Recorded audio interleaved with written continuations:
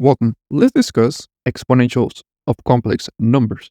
Well, what if we take the imagined number using the notation of I and we raise it to some exponential? Well, before we move any further, let's remind ourselves that the imaginary number of I that is equivalent to the expression of the square root of -1. Well, if we have the imaginary number of I and we raise it to an exponent of 1, well, that is itself. So there's nothing to do there. Now let's think about what will be the result if we get this imaginary number and now we raise it to an exponent of 2. Well, this is equivalent to I times I, but the expression of I, we can represent it as the square root of -1. So here we're going to get the square root of -1 times the square root of -1.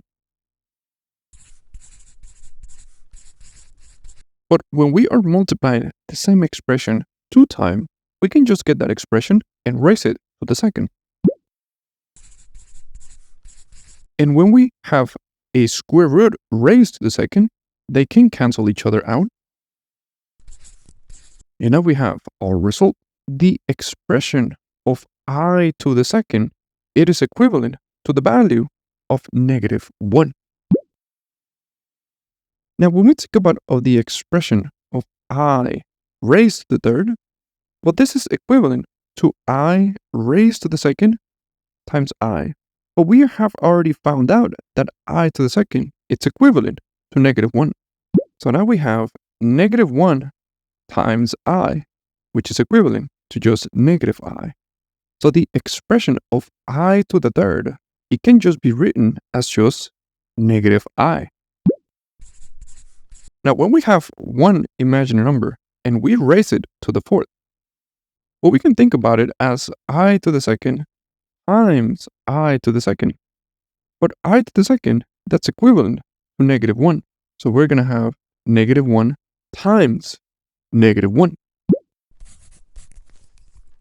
which is equivalent to just +1.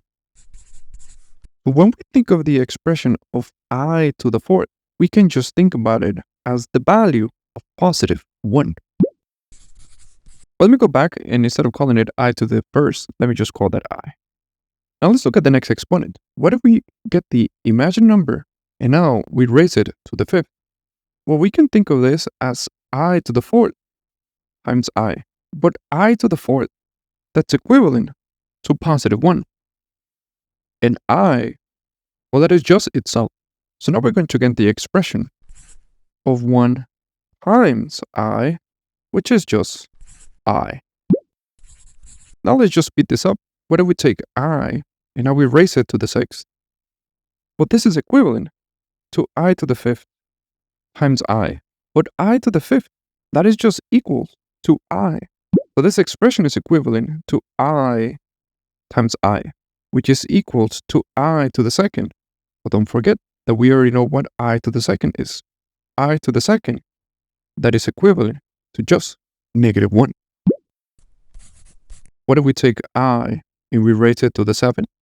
Well, that's equivalent to I to the 6 times I. But I to the 6, we found it to be equals to -1. So we're going to get -1 times I, which is equivalent to -I. So here we're saying that the expression of I to the 7, that is equivalent to just -I. What if we take I and we raise it to the 8th? Well, we can think of this as I to the 7 times I.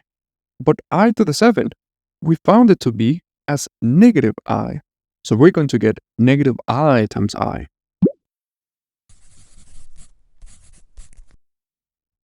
And this is equivalent to -I to the second.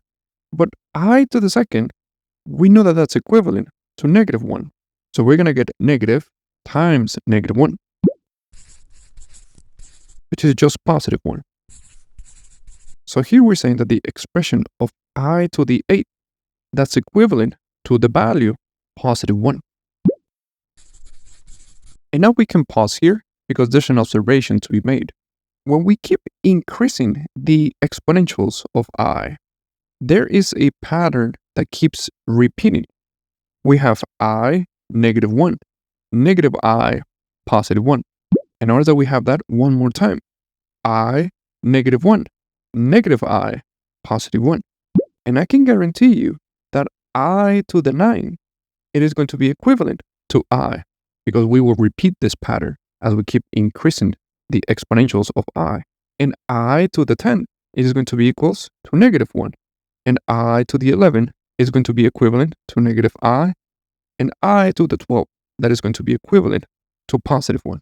This pattern of I, -1, -I, and +1, it is going to keep repeating as we increase the exponentials of our imaginary number. And that is something that we're going to take advantage of later on when we are working with exponentials of imaginary numbers. So an observation that we can make is the following. When we increase the exponentials of I,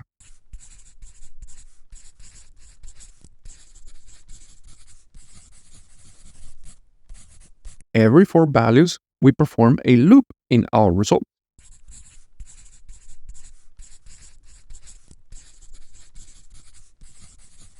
And that loop is of I, followed by -1, followed by -I, followed by +1.